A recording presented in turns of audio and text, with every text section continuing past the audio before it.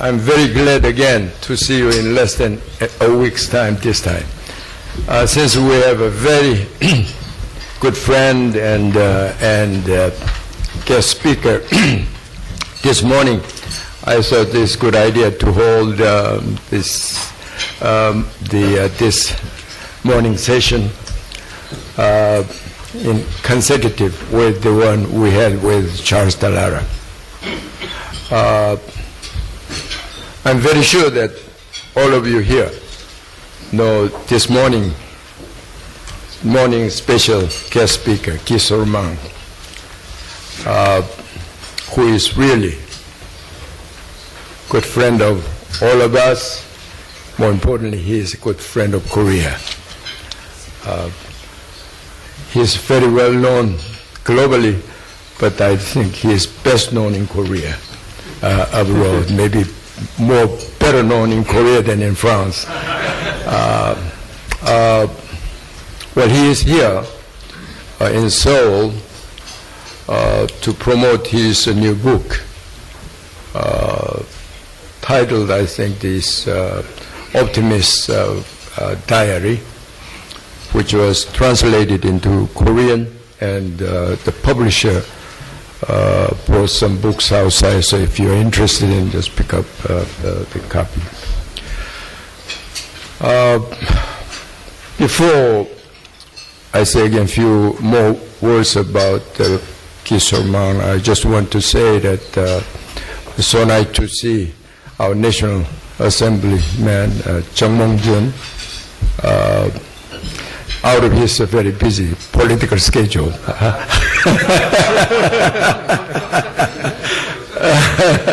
And also Yang Soo-gil, also from government. He's now is Green Growth Committee and is very busy.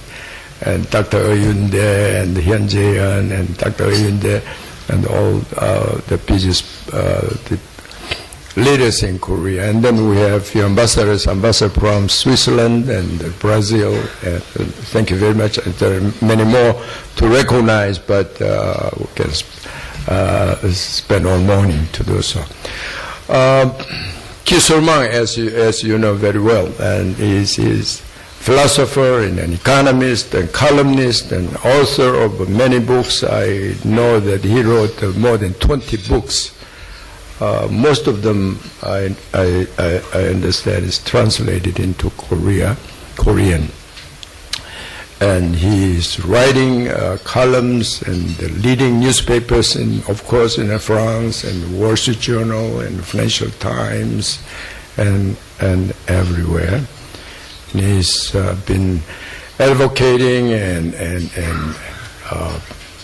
liberal capitalism and human rights, all the good things in the world. Nowadays, this optimism, particularly economic optimism, is really very scarce property. You know, the economics is called to be a dismal science. But since Lehman Brothers bankruptcy in 2008, it sounds more real. But fortunately, Sorman will talk about this morning an economic optimist view on the global economy. And I'm sure that's all in his book, but I'm very glad to have him here this morning. With no further ado, I would like to invite my friend Sorman.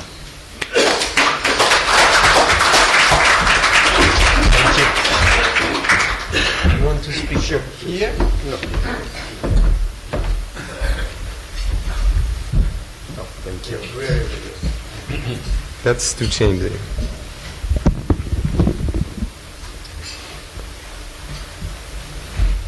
Well, dear Dr. Sakongil, we have known each other since so many years that I don't want to count them. It's been a long time, and you always have been, since the very beginning in the 80s, my main source of information and reliable information about this country, and I salute many of my friends here in this assembly. And regretfully, many of you still remember of my past conferences, and therefore you can verify to what extent I've been right and to what extent I've been wrong. But altogether, I think that I'm being more often right than wrong. So I hope that this morning will be again the case. And in order for you to follow more easily what I will be talking about, and you can follow on the screen, basically what I propose today is kind of a long-term view of the economic and where we are going. Because, of course, I mean, the economists and business people and the political leaders don't always have the same perspective on economics. I mean, when you run for election, you are interested by short-term results, and when you are an entrepreneur, I mean, you are extra careful vis-à-vis your shareholders, and we academics, we are in a more comfortable position because we can take a longer view about the future. I very much know, this is the way it works, yes. I very much know that I'm talking this morning in the very specific circumstances where there's a lot of worries in South Korea about the current economic situation. The growth is slowing, and it's slowing not only in South Korea, but it's slowing everywhere in the world. And many people thought that the U.S. economic crisis was over, and after all, it's over to a certain extent, but the growth rate is extremely sluggish. And in the Western Europe, in many countries, I mean, the growth is just not there. In my own country, the prediction for next year are rather dismal. And even in Germany, the figures don't look that good. And you know that China also is in a very worrying and unpredictable situation right now. If I try to understand what are the in-depth reasons why South Korea growth is slowing, and I don't consider that the domestic reasons are that essential. Because your country depends so much on external market, you are severely impacted by what's going around the world, and this is not very creative, neither original, but you are in between several turbulence, what I call turbulence areas, and which are China, the United States, and the European Union. Just one short comment on the three regions of the world. China, and I think here I don't know, once I gave a lecture on China, which is a country I know a little bit, and China right now is in a very unstable and unpredictable situation.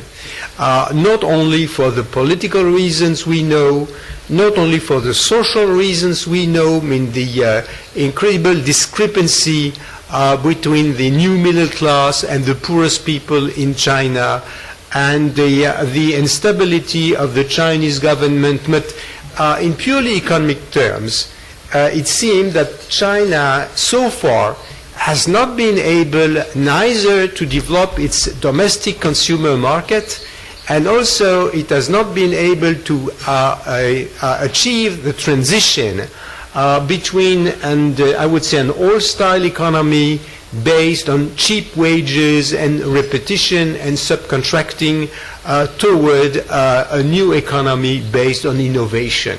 We still wait for China to become an economy based on innovation, the same as South Korea has become since 10 or 15 years from now.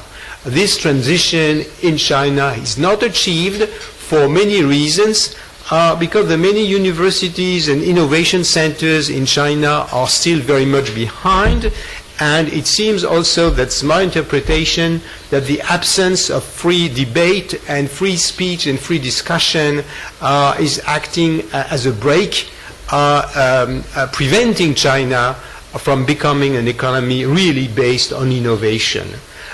In the United States, I mean, the situation is much better.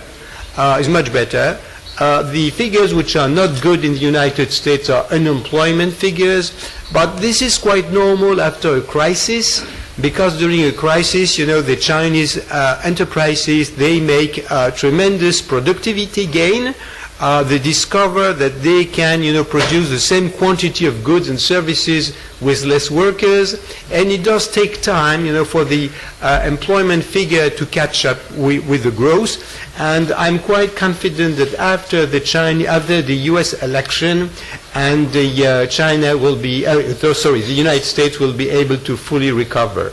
The European Union, as you know, I would say, was in the middle of a significant confidence crisis. Things are much better since 10 days or so, when simultaneous decisions by the central bank, by the voters in the Netherlands, and by a commitment from the French and German government, and also by the Spanish government to turn to fiscal discipline, has in a way shown the commitment in all European Union countries, not only to stick with the European Union, with a free trade zone, but also with the common currency.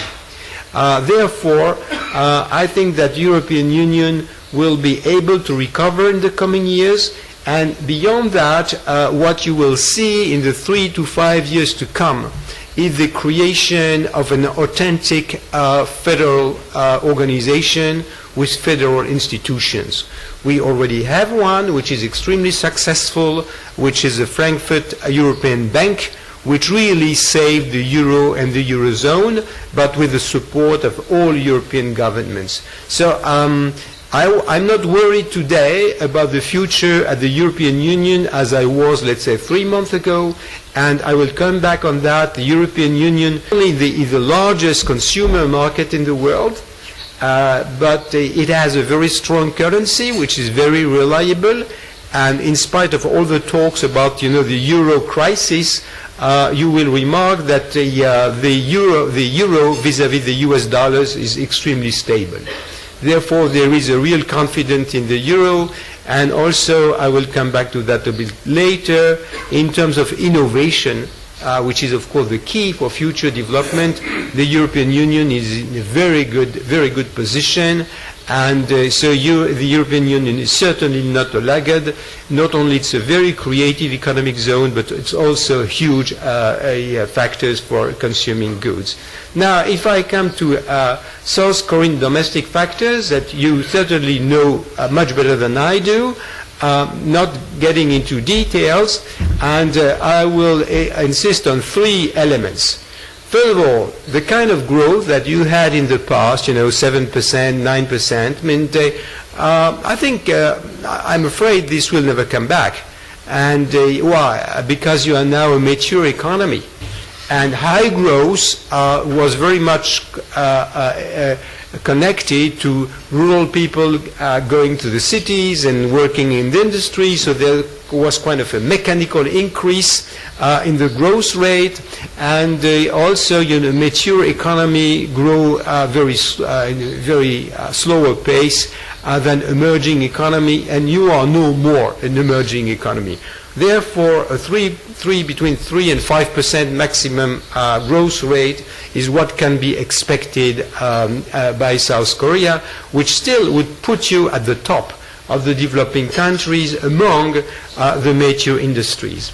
The increase, second item, whom you know very well, is the increase in wages and welfare, which in a way is quite unavoidable in a democratic country, especially in South Korea, where you have very strong unions and very demanding people and very much attached to social justice.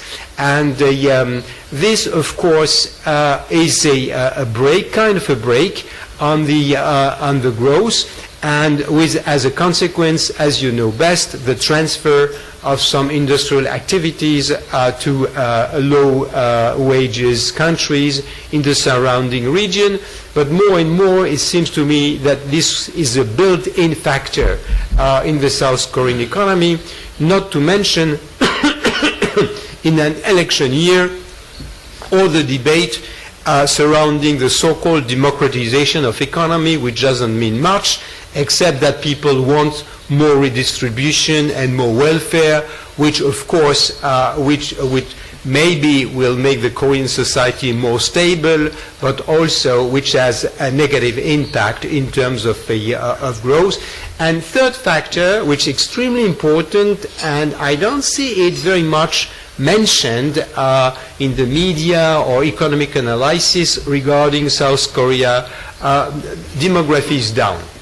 The fact that this country is becoming older, that generation are not being renewed, except by some kind of, and I come back to that, incoherent immigration policy.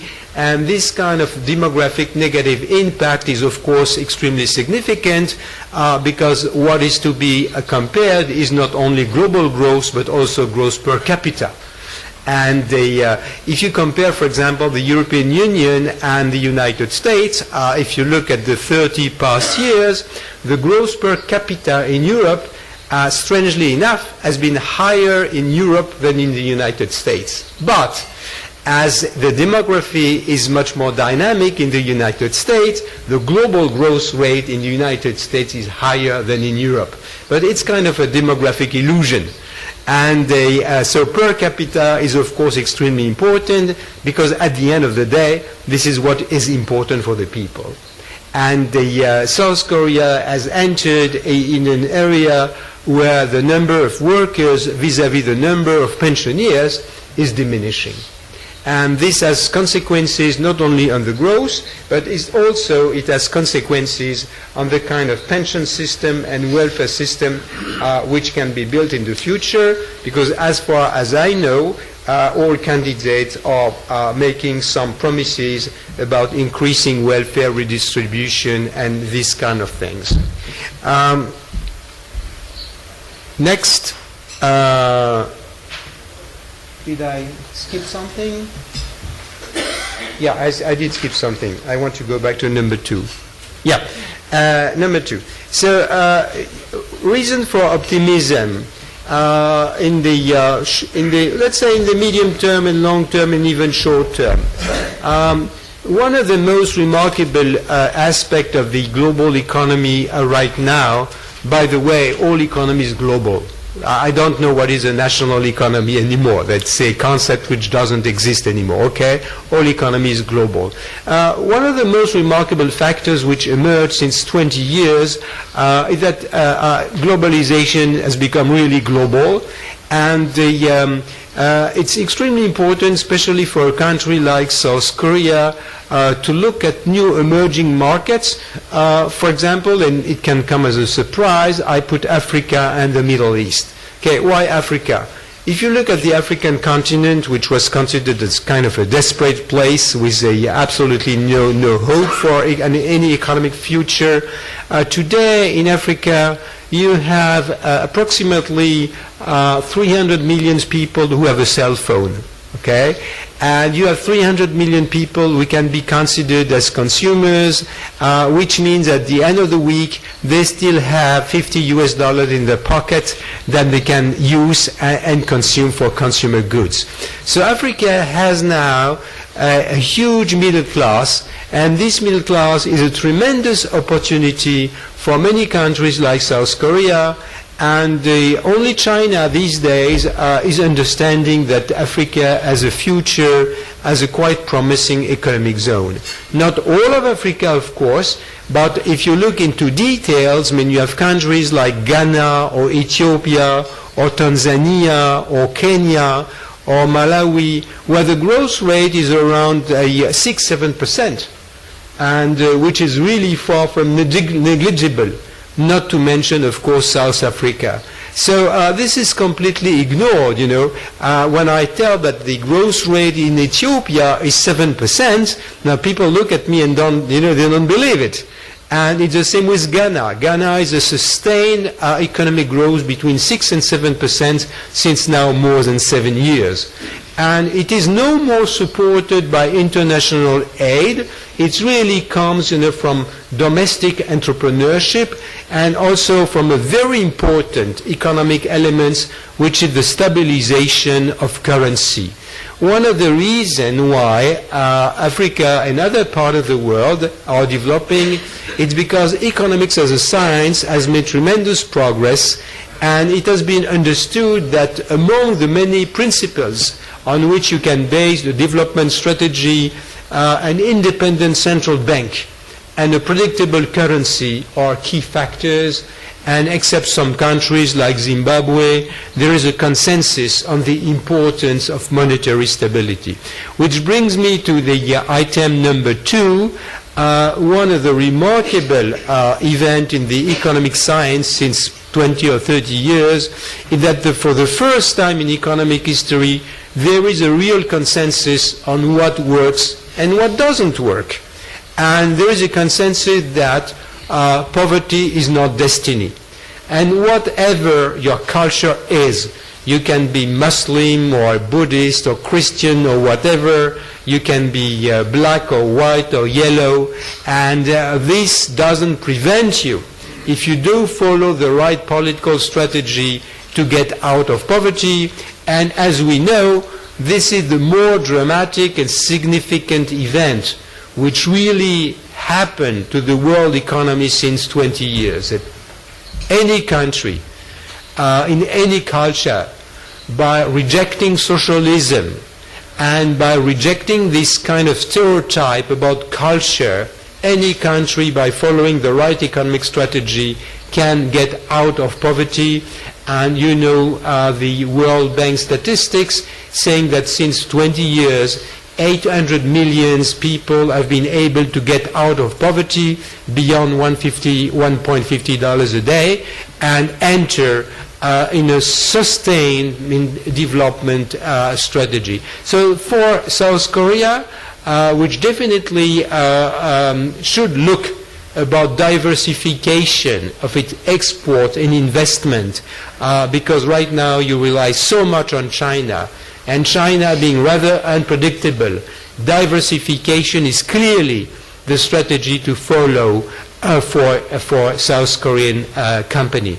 And third item, extremely important, and not only there is a consensus on what is to be done, which is the major source of economic optimism, but also we have better institutions in order to coordinate the economic policies.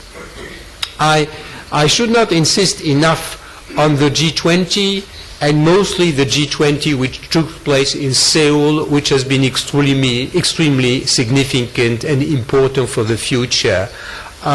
Because this G20 took place right in the middle of the economic and financial crisis. And as Dr. Sakong-il knows better than anyone, you had among some of the Western countries kind of a temptation to reverse to, old-style protectionism, competitive devaluation, and the Korean delegation has been extremely active and persuasive to show to other more mature economies that you South Korean, you have been poor and you are no more because you follow the right economic strategy, and it was certainly not the moment to forego all these, sound and efficient principles and to revert to the kind of wrong economic policies which put the world in a desperate situation after the crisis in the 1930s and also after 1934, when everybody went for hyperinflation, thinking that this was the solution out of the crisis. So I would not because I'm in Seoul, not because Dr. Sakong-il is here, because I've repeated that in many countries, but the Seoul G20 has been really a turning point. And the South Korean government has been able also to gather the forces of emerging countries to convince mature economy, and mostly the United States, that you had to keep, steady and a steady course, and not to overreact to the crisis. I very often say that the worst scenario in a crisis is to overreact to the crisis. Crises are bad, but they cannot be avoided. I mean, they are really built into the system, okay? We must have no illusion about the free market capitalism.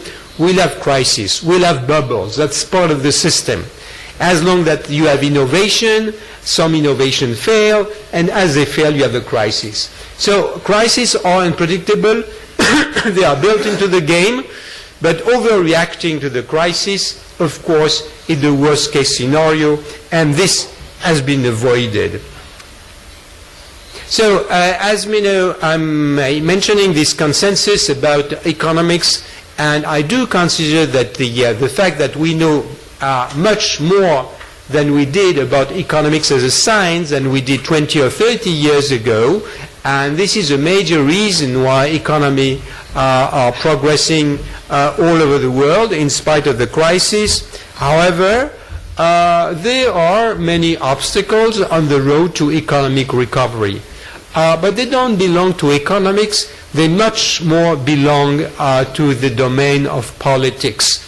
And if you look at the situation of Europe, for example, right now, but also the case of the United States, we see that a key factor in economics development is what we call the quality of the public institutions.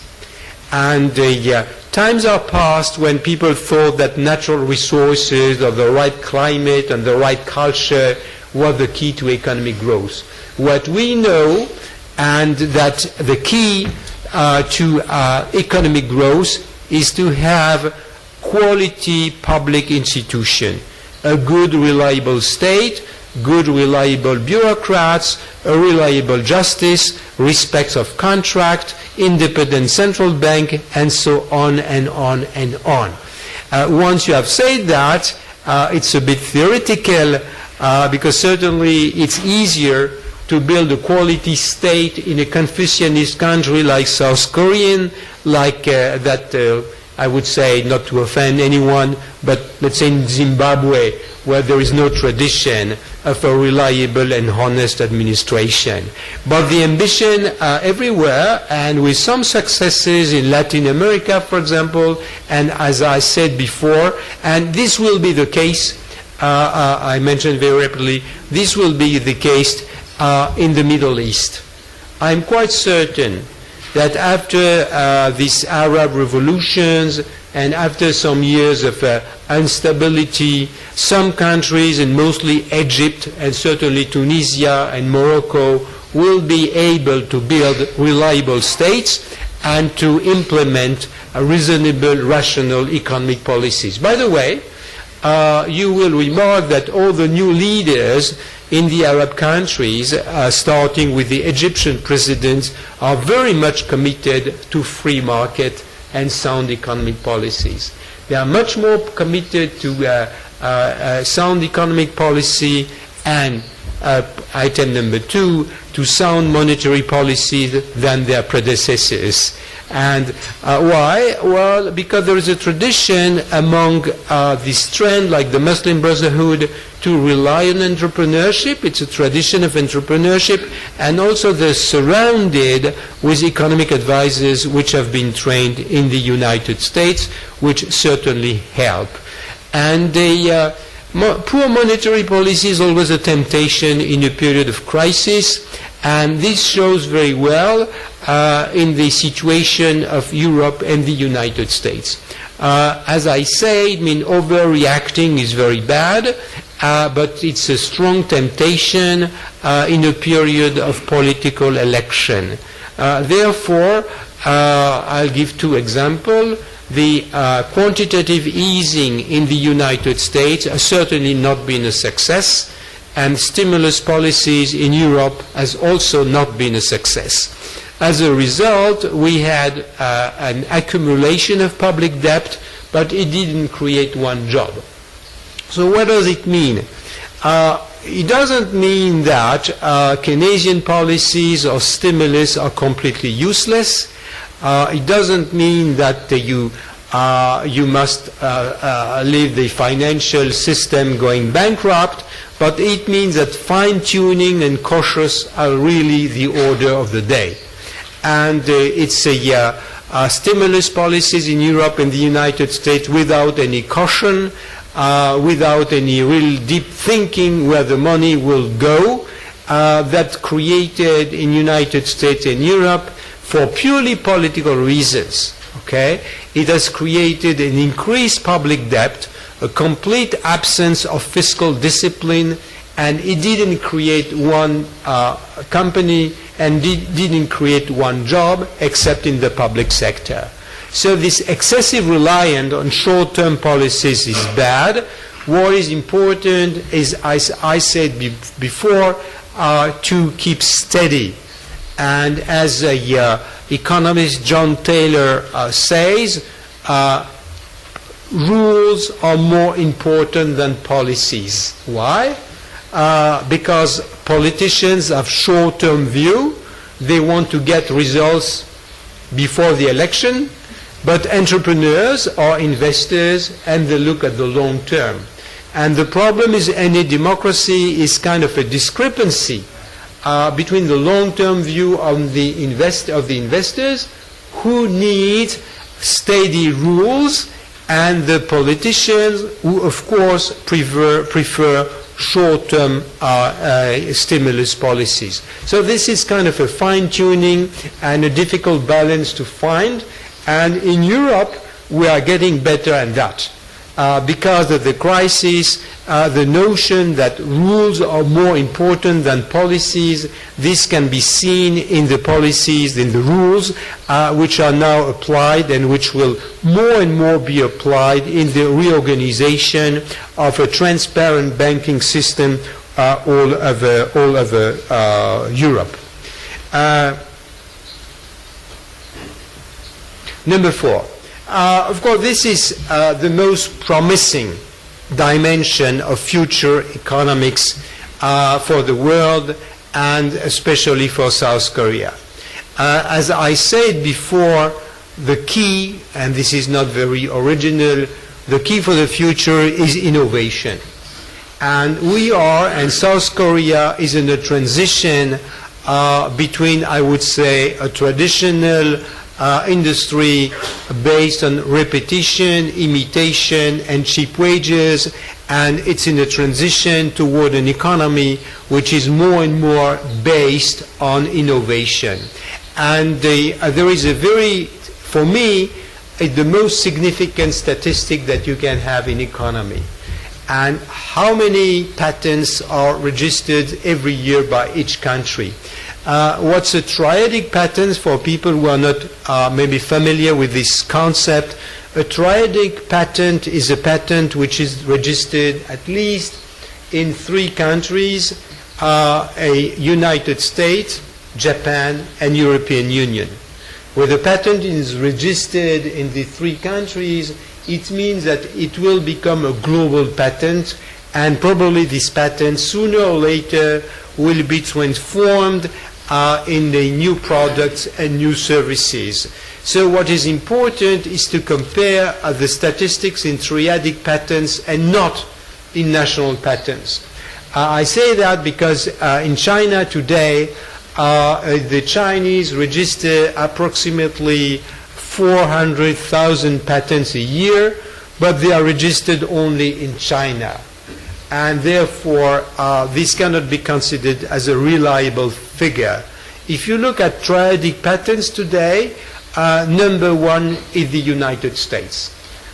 This is to answer to many criticism I heard at the beginning of the breakfast saying, well, 3 years ago you told us that the United States will remain number 1.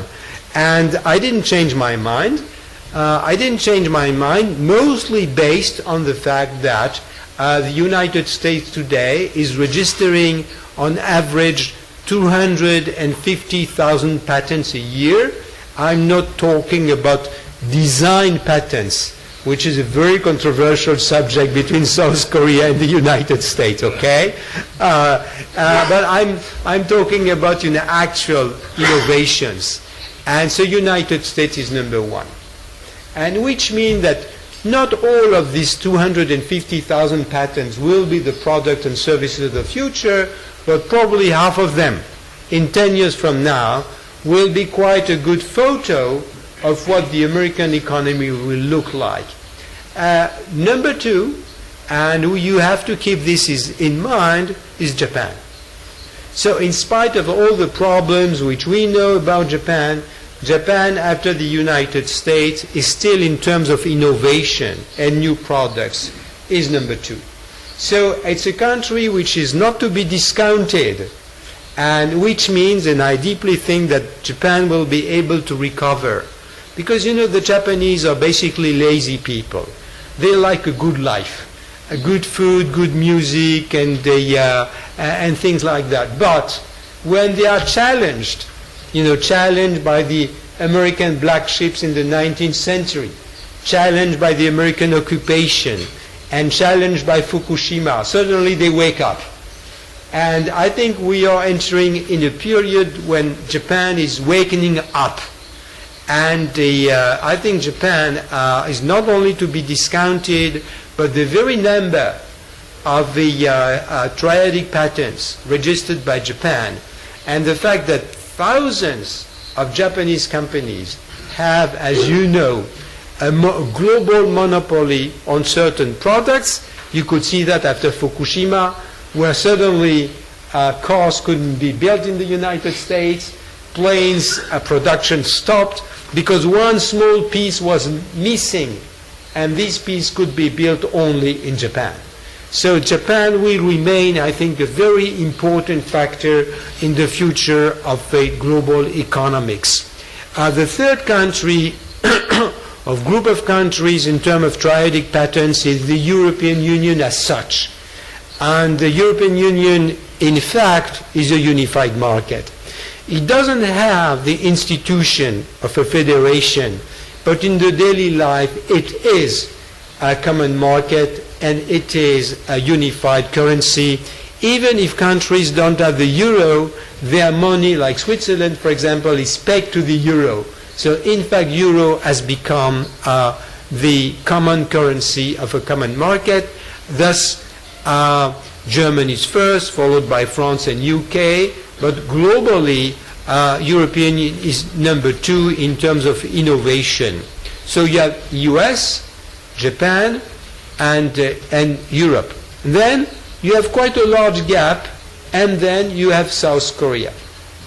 Among emerging countries, with roughly 60,000 patents registered every year globally, South Korea is the only significant countries in terms of triadic patents. And beyond South Korea, nothing. If you look at the numbers of registered patents globally by India, Brazil, Russia, or China, they really do not appear on the radar screen. So all the discussion about, China emerging as an innovative country, well, we'll be delighted. I mean, the more the better.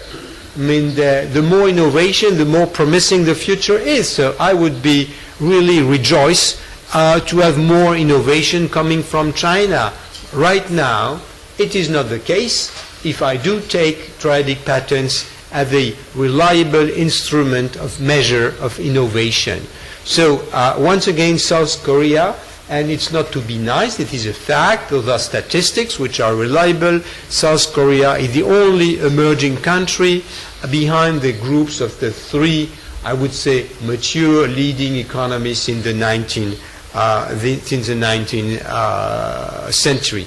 Another source of I think it's quite a revolution, and in South Korea better than in other countries, that energy, of course, has always been on the mind of any countries and any entrepreneurs, and the fact that shale gas are now exploited on a systematic way by the United States, but other countries will follow, like Poland, for example, in Europe, and which has enormous reserves of shale gas, which will make East Europe completely independent from Russia. This is why Russia now is negotiating with South Korea, because they know that in the future they won't sell gas anymore to Western Europe, so they'll try to sell gas to Japan and to South Korea. So the discovery of shale gas is a tremendous breakthrough which has two consequences. The first, that the prices of energy will go down tremendously. And this for the South Korean industries is extremely decisive. And second, the resources are practically infinite. The kind of discourse saying, well, in 20 years from now, we won't have any kind of energy left and we'll turn to wind energy and solar energy, which are not very productive so far, as we know, or the dream of hydrogen energy, which so far nobody masters. In the 20 or 30 years to go, shale gas will be the solution, and not only prices will go down, but resources are so vast that we are safe. And this part of the world, and especially South Korea, is safe.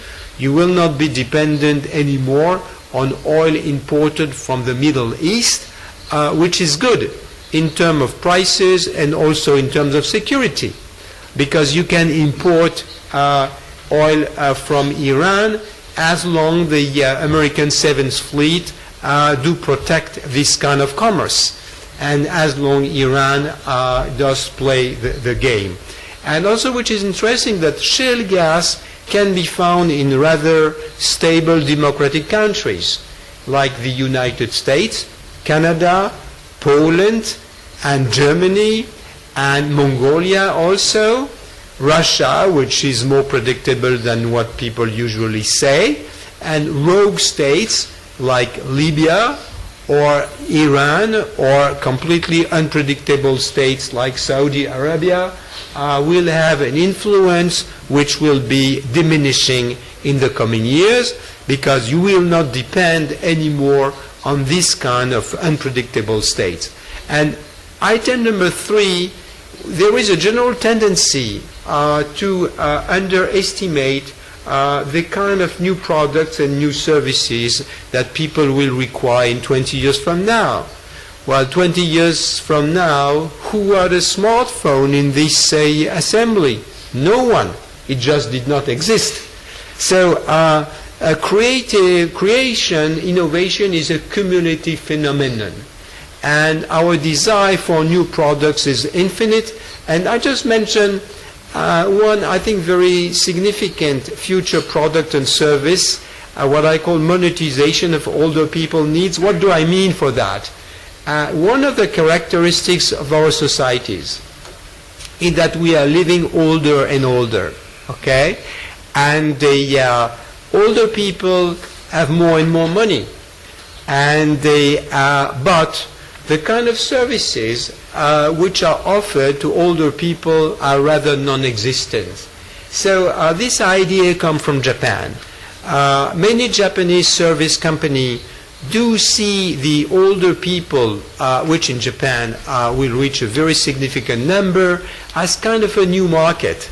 These people have money, but they don't have the kind of services, help, support, possibility to remain at their home, medical care, and this is a very underdeveloped market, and very often people getting older is perceived as kind of a weight slowing down the economic growth. On the contrary, I do think that this is the future, and a new market of servicing older people by techniques like what's called intelligent home, and long-distance medical care.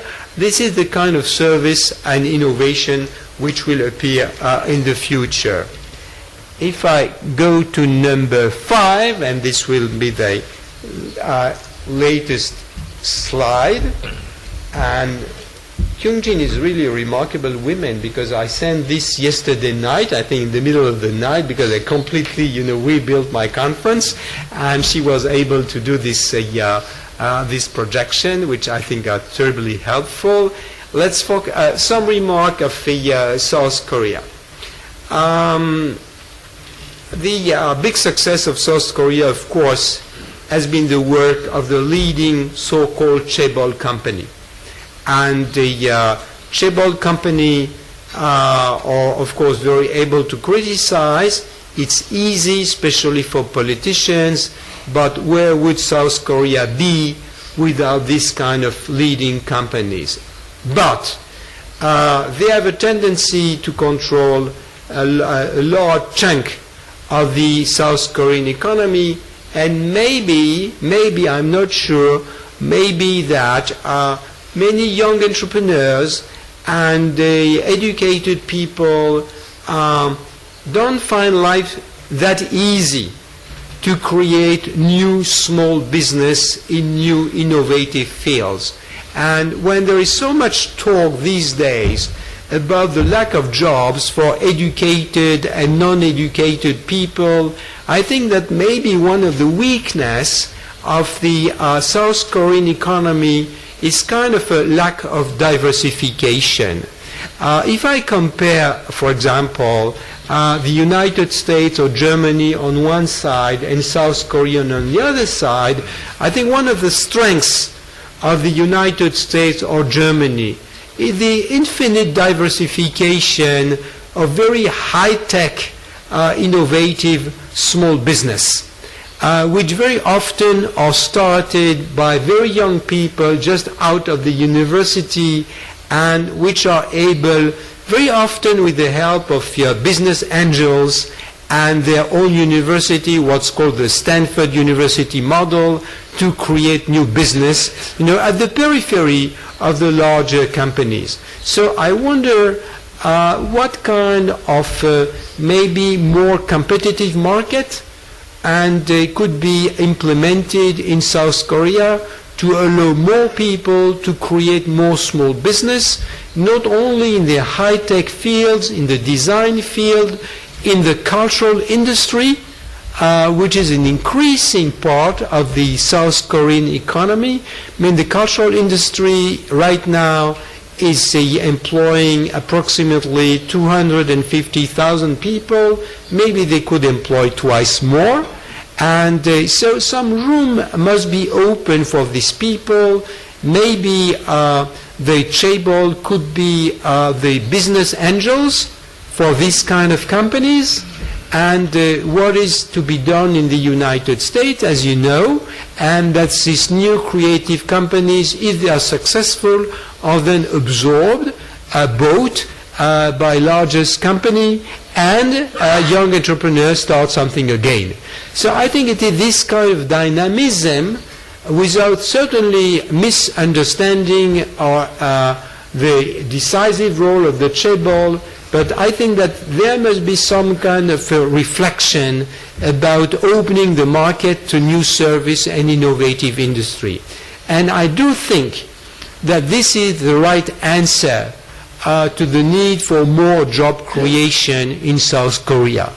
This kind, I was reading this morning the commitment of the new Democratic Party candidate, Mr. Moon, and he said, when I will be president, my deepest commitment will be job creation.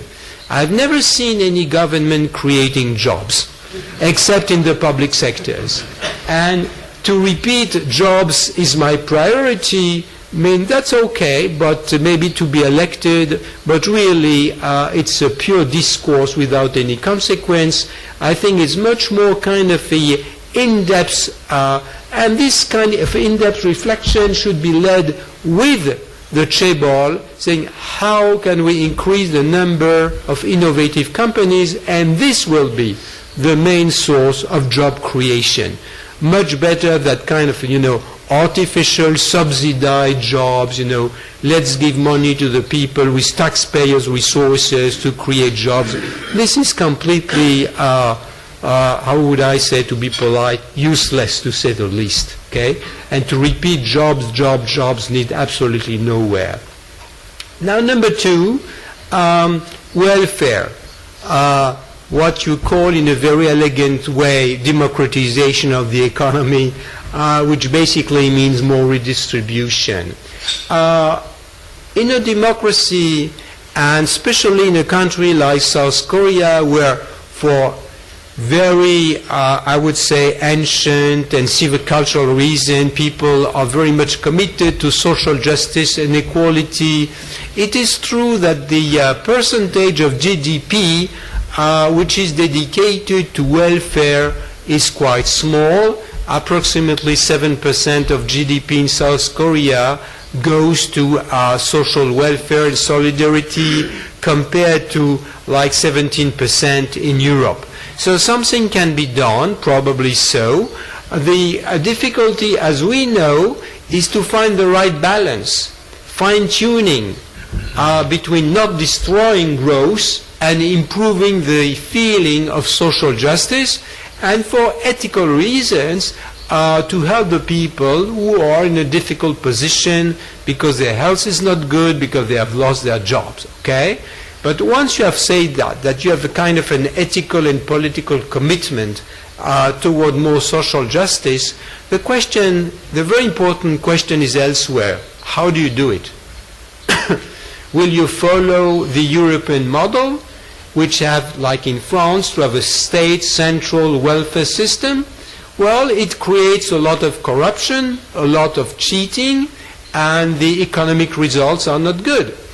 And so what I think is that you have, if I may suggest, to make a very strong distinction between social justice as an ambition, as a target, and the kind of management and organization you want in order to reach this target. Looking at Europe, you have a huge diversity of management of institutions to reach this goal. In Switzerland, for example, people are free to choose among different private insurance companies. They are free to choose. And in Germany, you have a lot of competition between different healthcare systems. So I do think that, once again, welfare is okay, but management is more important. Are you going toward a government-controlled, bureaucratic central system, which will be extremely costly and inefficient? Or are you to say to the people, you need some kind of support for the collective, from the nation, but you will be responsible for the choice of your healthcare, insurance, or pension system. So I think it's very important, because nobody knows what the best system in terms of welfare. As nobody knows, competition is the answer, and once again you have a huge diversity of possibilities. And also, why would South Korea do not innovate? You have a lot of schemes which have never been tried before. I would mention one of these experiments promoted more than 50 years ago by my mentor Milton Friedman, who suggested a negative income tax, saying, okay, we give to each citizen a minimum monthly or yearly income, basic income. And people do whatever they want. They go and play to the casino and they lose the money, or they drink alcohol, or they buy an insurance or they buy health insurance. So you can go, from a completely state-controlled system, I think, which is worse, to a system which is completely based on individual responsibility. And you have all the possibilities in between. So I do regret the poverty of the political debate in South Korea right now, and regarding this very vague concept of democratization of the economy.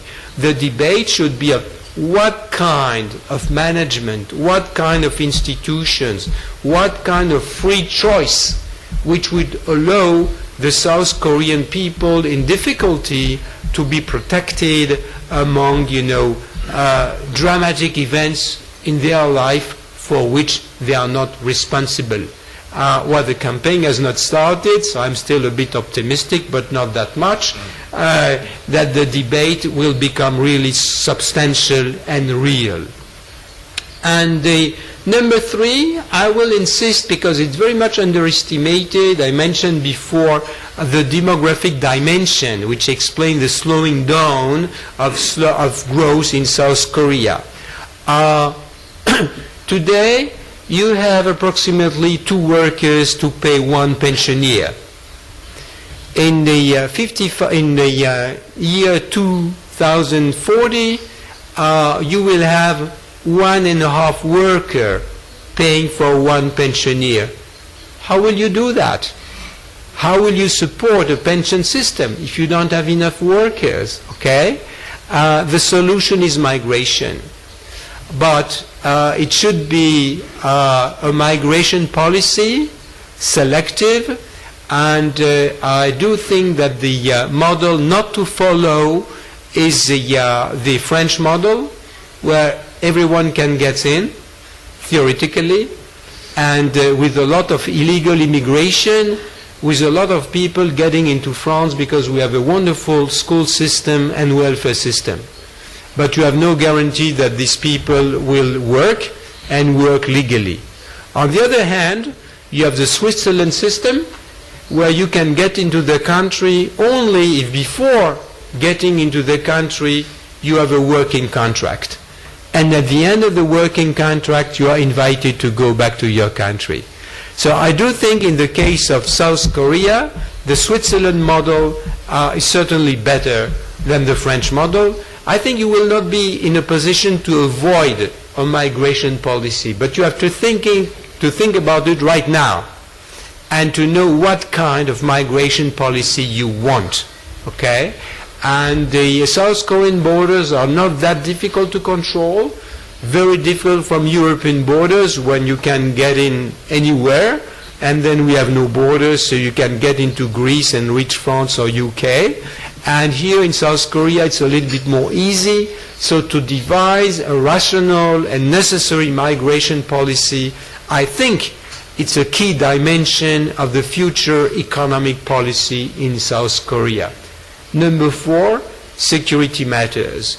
As you know better than I do, the destiny of South Korea very much depends on the security and the relationship with surrounding countries. And China, well, it's better have good relationship with China, but unpredictable country. We don't know what their long-term relation is.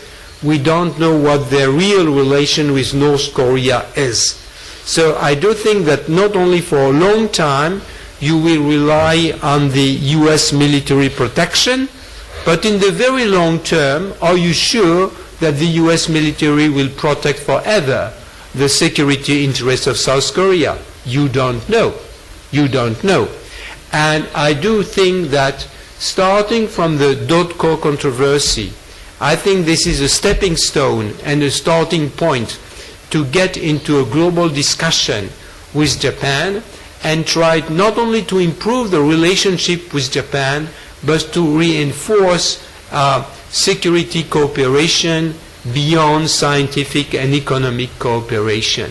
I know this is a very controversial subject. It can be done. It can be done not through the regular diplomatic way with rather stubborn Japanese technocracy, but it can be done through a direct relationship between the civil society in Japan and the civil society in South Korea. I do think that the security of South Korea very much rely on the kind of relationship which you will have with Japan.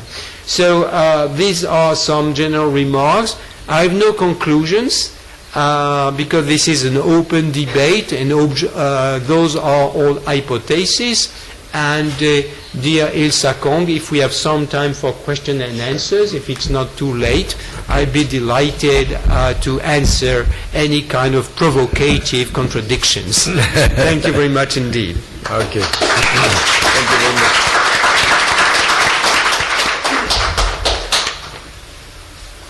Why don't you sit here if you like, yes. Well, thank you very much. Very, very stimulating and insightful presentation.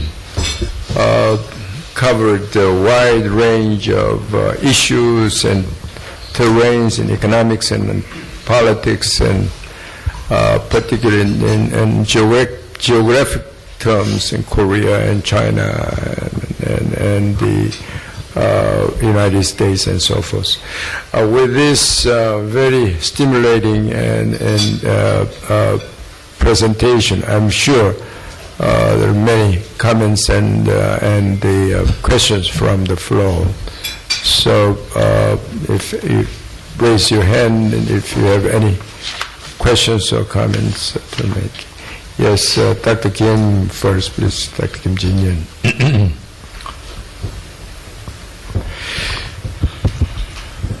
Thank you, Professor Sorman, for your very informative but also very entertaining presentation. In the morning is better to be. Now, the title of your speech is an optimist view, but I would like to pose some light on perhaps on different side, on two aspects. One on the global economy, and the other one on Europe in particular. Global economy, because since World War II, the world has seen tremendous progress in economic growth. Much of that was, of course, credited to globalization, free trade, etc. But behind that, there has been decades of tremendous deficit spending in the part of the United States, recently reaching 6% of US GDP, which translates for the rest of the world close to 2%. So if you consider this as a given constant economic stimulus input into the rest of the world, which helped all those newly developing countries, has now suddenly changed. U.S. has now come to a point where consumers change their mind. They're now turning to savings instead of deficit spending. And I don't think this is a one-time change. It's a permanent change. And how do you view this impact of nearly 2% stimulus given every year by the United States disappearing all of a sudden? And each country can do its own stimulus, etc., etc. But in the meantime, all the developed countries have been increasing their national debt. They are all getting to the end of the rope. So this is my concern as to how we're going to cope with it as we look into the future. Okay. Now, specifically on the Europe, people have been very optimistic about Euro success in single currencies, etc. But quite a bit of problems. If Europe solves all the problems they encounter, the crisis is removed, they may successfully reach the United States of Europe, a la United States. But the problem is Europe is not the United States. In the United States, if a region had economic difficulties on competitiveness, then people can migrate, go to other states, other regions, and they can easily continue their life, as it has been in the, say, Appalachia. But in Europe, could you shorten it? Greece cannot continue this. They cannot go to Hamburg and work in factories and forget about the olive farming. So Europe fundamentally is not able to reach the ultimate ideal goal of the United States of Europe. And how can they solve this problem? Okay, now why don't you collect a few more questions or comments? Okay, U.S. deficit and Europe solidarity, all right? Okay. Yeah, sure. Okay. Dr. Young, please. Yes.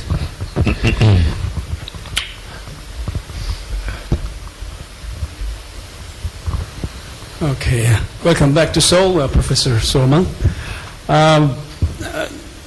I'd like to raise two questions in a similar vein, and then I want to raise one point which you did not mention. First, I thought, of course, it's the optimistic part of the title, the theme, which was so attractive to me as I was coming here. But I thought you were too much optimistic on the futures of the United States and Europe. I think the problem with the United States has been the polarization of the economy and the society, which in turn has been causing the polarization of the political system. As a result of which, I think for the next decade or so, the American political system will not be able to agree on any constructive solution to the structural problems that they have, such as the budget deficit problem. I'm talking about this confrontation, which is getting worse between the Democrats and Republicans, and I think this can only worsen over time.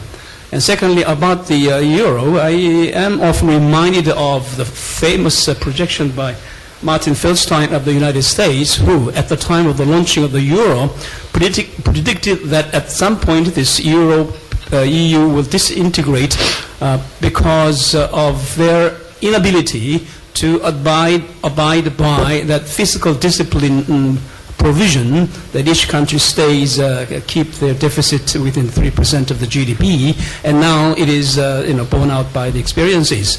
I don't think this gap between Germany and some other stronger European countries and Greece and those Mediterranean countries can ever be structurally cured.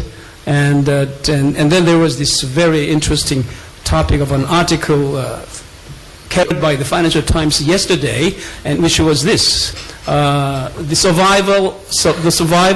survivor in Europe, only the weakest will be the survive the European system, or something like that. And secondly, I had a quick look at this book, and there I was quite taken aback to find out that you belongs to one of those climate change skeptics. And you don't think that there is no climate change crisis which is going to is unfolding, and so I wonder on what ground you sort of dare to challenge the shared wisdom of thousands of climate scientists. On what ground? Okay, I think there's enough. Okay. Yes. Okay, shall I answer this? Yes, okay. yes. And regarding the deficits, I mean, as you know, I mean, any minor increase in the European and the U.S. growth will solve the deficit. And if the United States would jump, let's say, from 2 to 3% sustainable growth, mean the revenue which would come from the increased growth will solve very rapidly the deficit, because really this is what happened in the Clinton years.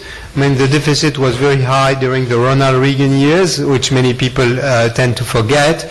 And after 2-3 years of high growth, I mean, the deficit, just because of the increase of tax income, will be solved.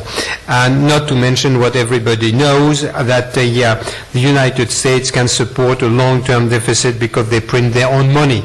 So they are not in the situation of other countries. And also, this is true in Europe. I mean, a slight increase of growth rate in Europe will solve the deficit problem. But also, to be honest, I mean, some kind of inflation is unavoidable. And the very fact that the Federal Reserve Bank is going to new quantitative easing, and the fact that the Frankfurt Central Bank is going to buy treasury bonds from an unreliable country, from Spain and Italy, show that the choice between monetary stability and unemployment and slow growth, in a way, has been solved by the easy way. Which always been inflation. So I think we won't be able to find to avoid some kind of inflation, and probably the way out of the deficit crisis will be a combination, hopefully, of higher growth and some kind of inflation. And Bernanke already warned us that inflation is not a problem, but He does admit that 2% is maybe too narrow, too low on the ambition, and that the United States can survive with 3%. So between inflation and higher growth, I mean, the solution can be found. In the case of Europe, and I disagree with Martin Feldstein's analysis, and also it was the Milton Friedman analysis, I mean that it was impossible to build a union when you have such discrepancies and lack of solidarity between countries. But I do think that American observers underestimate that Europe is basically a political project, and that many Europeans are ready to pay to keep Europe together, because if you remember the origin of Europe was to build peace with our countries, and also to extend the scope of democracy and human rights. If you focus on the case of Greece, why do we pay? Because we pay for Greece on a daily basis, okay? Since more than a year. Why do we do that? We have very few hope that Greece will recover economically in the following years. But we do fear that we don't support Greece, there could very well there could be kind of a military coup in Greece, or the left wing taking over, or the right wing taking over. And so to keep Greece within the democratic framework of Europe is more important than any financial or economic consideration. So there is kind of an underestimation of the political dimension of Europe. Europe is mostly about peace and democracy, and if there is a price to pay, we are ready to pay the price. I mentioned very rapidly the election in the Netherlands last week. The Dutch always hiding behind the German, you know. The Dutch were in principle very hostile to bailing out Greece, and everybody was expecting that the Dutch would bring to power parties against this European bailout. Exactly the contrary did happen. The parties which took over largely, you know, and which rejected in the margin, the far right and the far left, are parties committed to European federalism and European unification. And one of the unexpected unintended consequence of the economic crisis since 2 years that everybody was talking about federalism. Federalism was a taboo subject. I'm a strong federalist. And when I wrote a column or made a speech about federalism, I really appeared as a maverick. Now the debate is not about federalism, but how do we get there? How do we get there? And we'll be getting there, because once again, our political ambition to keep Europe together as a democratic and peaceful ensemble is more important than the prices we have to pay, and we are ready to pay these prices. Okay? So this is why I think that the future is not at all the purely financial analysis which Martin Feldstein did. And on top of it, I think Americans don't know their own situation, because the tax discrepancies within the United States are huge. And I did analyze the tax discrepancy between American states and European states, and the discrepancy are tremendous. You know, to open a factory in Oklahoma or to open a factory in Detroit, you don't pay the same kind of taxes, not to mention the unions. So therefore, the discrepancies within Europe are very similar to what's going on in the United States. And a final remark about Greece, I mean, this kind of stereotype saying German are hardworking people and Greeks are lazy, so there's no reason to help the lazy Greeks. Greeks are not lazy. They are victims of a corrupted bureaucracy, corrupted state, and the fact that Greece is a socialist country.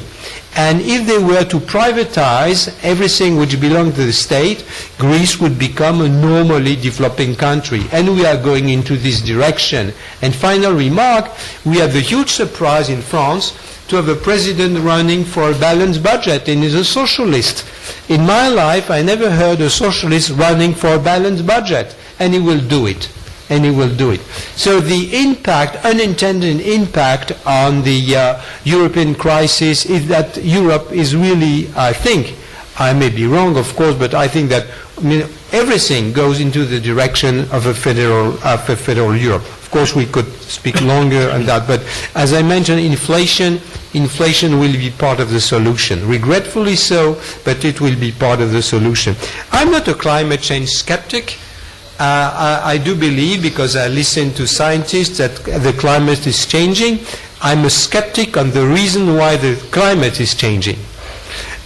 Because there is no doubt that the climate is changing, but there is no consensus on why it is changing.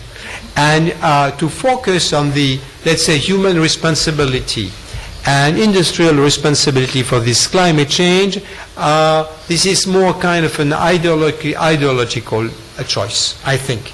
And my fear is that for ideological reasons or for scientific reasons which are not yet established, the industrial development of our countries could be disrupted.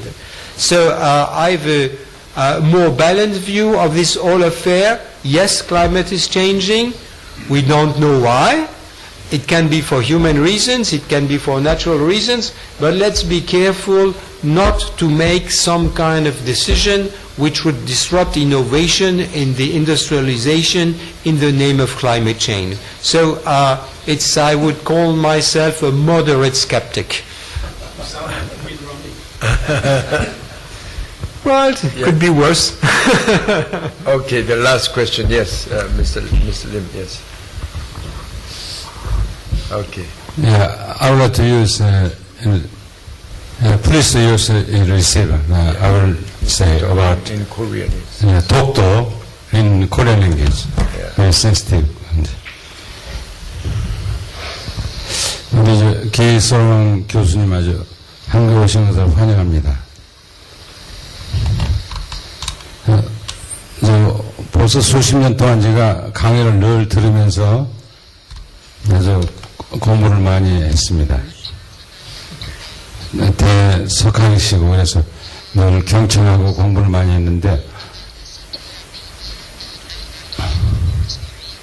아마 그 독도 문제는 일본어를 전공하셨기 때문에 그 일본 신문을 많이 보신 그런 반응인 것 같습니다.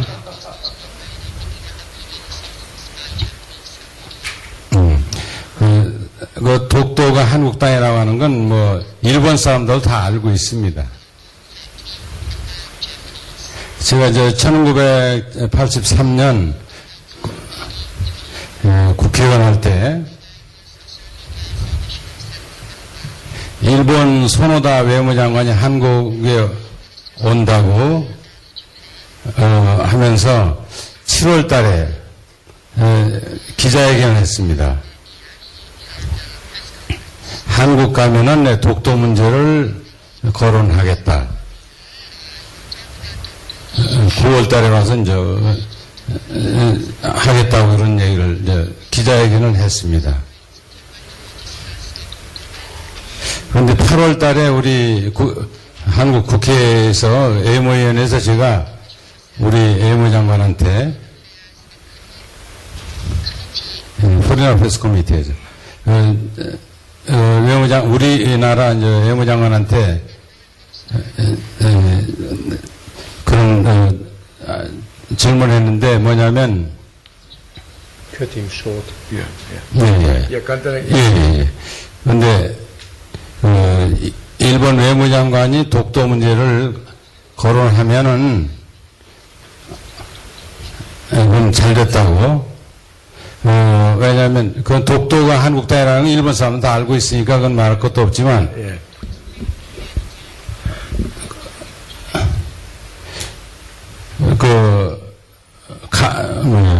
대마도에 내놓으라고 하라고. 대마도. 아니 그건 중요하기 때문에 이거 한 가지만요. 질문하세요. 예. 예. 그랬더니 그 외무장관이 와서 독도 문제를 얘기 안 하고 갔습니다. 지금 그 노다 수상이 지금 정치적으로 어려우니까 이렇게 이런 현상이 나는데, 한국 이제 다른 데 가셔서는 꼭 한국이 그걸 국제사회에서 나와서 같이 공론화하자라고 하는 말씀은 안 하신 게 좋지 않을까 이런 생각이 듭니다. Okay. 참고하시기 바랍니다. Yeah. 예. Did you get what he said? Yes. Since I've been in South Korea since 4 days, I mean, whatever the topic that I'm talking about, I cannot avoid a question on Dokdo Island. And I thought you were asking about migration policy or things like that, but no. Okay. So I'm not influenced by Japanese media, and I don't think so. I don't read them. And I have the South Korean interest at heart.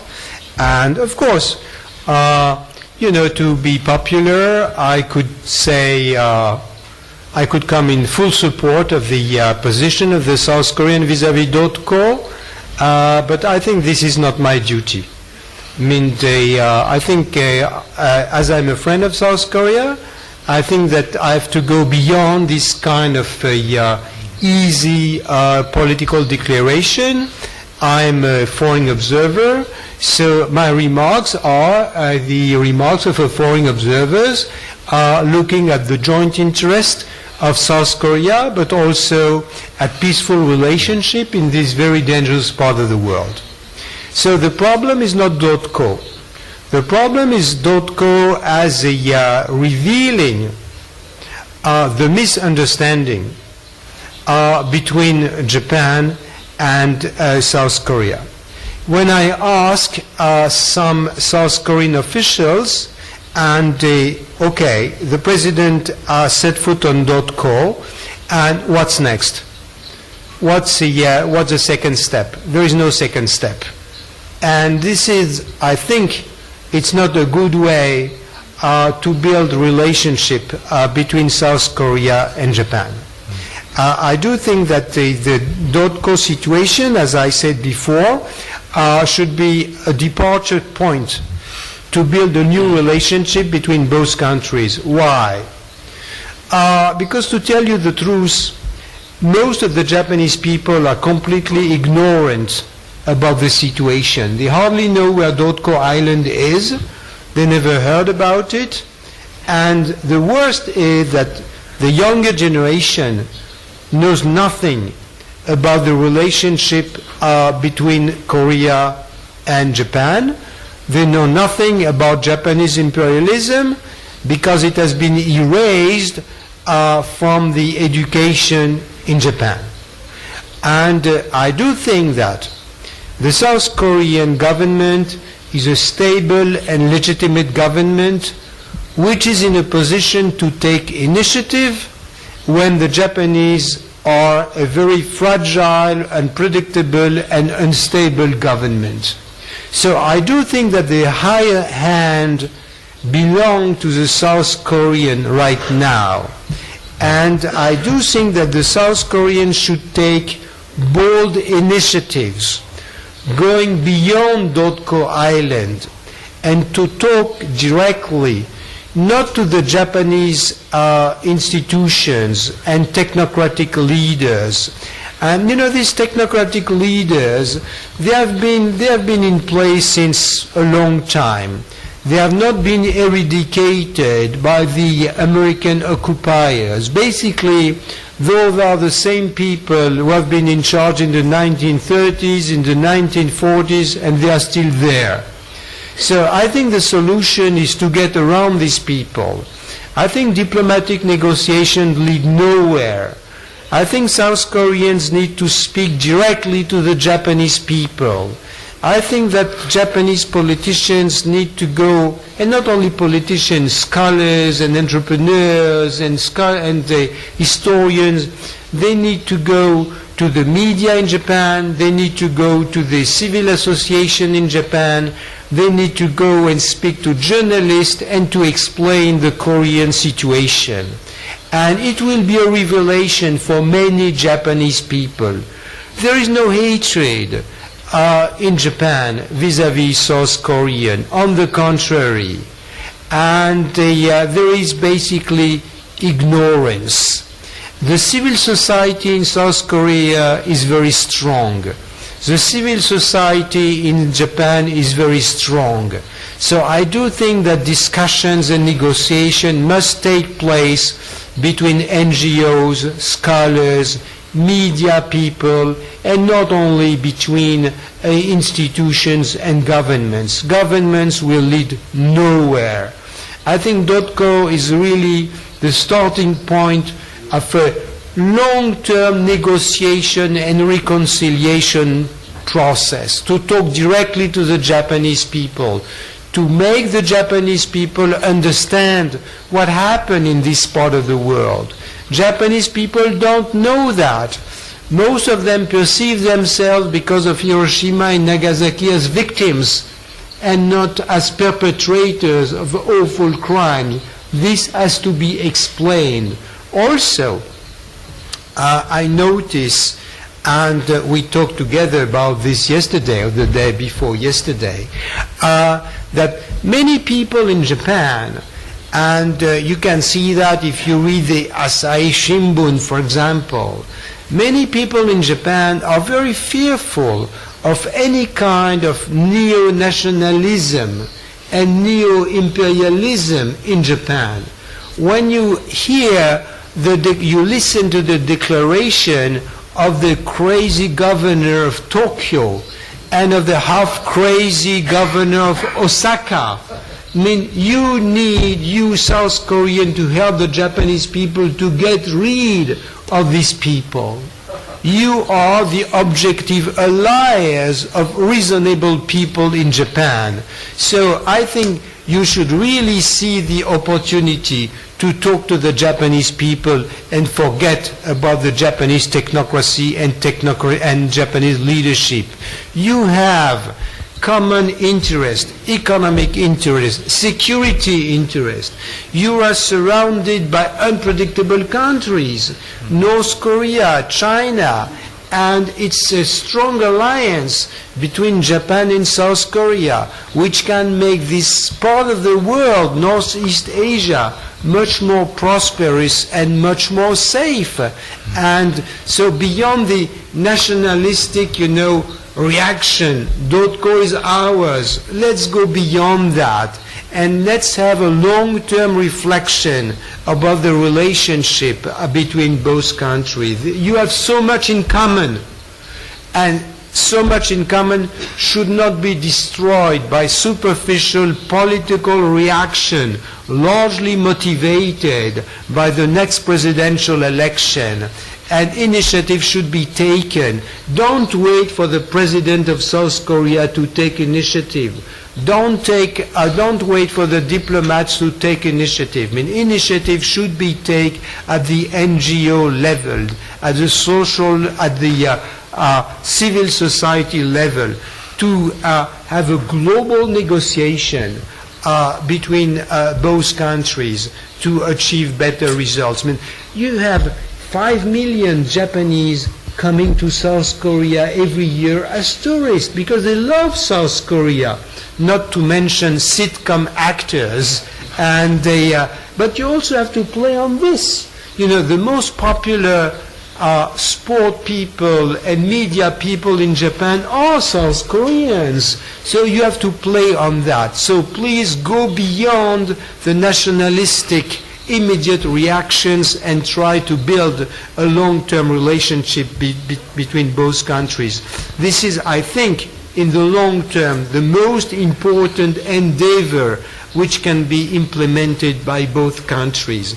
This is, as an external observers, I like South Korea, I like Japan, I'm really desperate by the kind of situation which has been created by .co, which is really the iceberg of the island. Try to go beyond .co. And in .co proper, I mean, why don't South Korea, which is very much advanced in green technology and thinking about, preservation of fishery reserves, maintain the sustainable fisheries in this region, why don't you make initiatives and take initiatives and share your common knowledge with the Japanese. This is what is to be done, and this is my answer to the current situation. DOTCO must be the starting point of a reconciliation between the both countries. Yeah. Okay. Yeah. Thank you very, very much for very, very good advice given to Koreans. Actually, we sit back and really think what our friends and the friendly foreigners objectively view this. We always claim that doctor is ours, but important thing is the reality and the perception in the world. And so we have to realize that. And I think your advice out of bottom of your heart is very, very well taken. You know, what I would suggest to Ki Sorman is naturalize into Korean and run for president.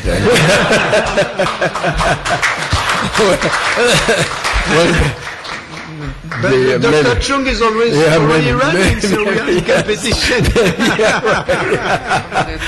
Yes, yes. Well, thank you very much.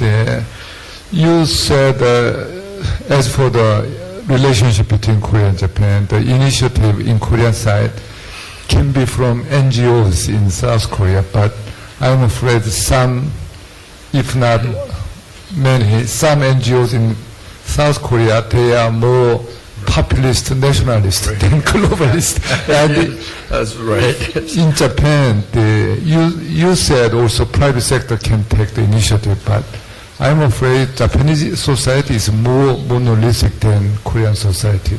So that's the reason why we are rather pessimistic, but your very optimistic view can be a source of encouragement for us. Thank you very much. Well, you know, it belongs to you, and it belongs to the Japanese to find the right people to talk with. You know, I'm not familiar enough with the South Korean society and the Japanese society to find the right people, but they are. Maybe you can be the mediator for Koreans and Japanese. I really mean it. Yes. Well, okay, I think we can go on and like this, and this is the reason why we should bring Ki Sorman back more often. And well, thank you very much for the presentation, and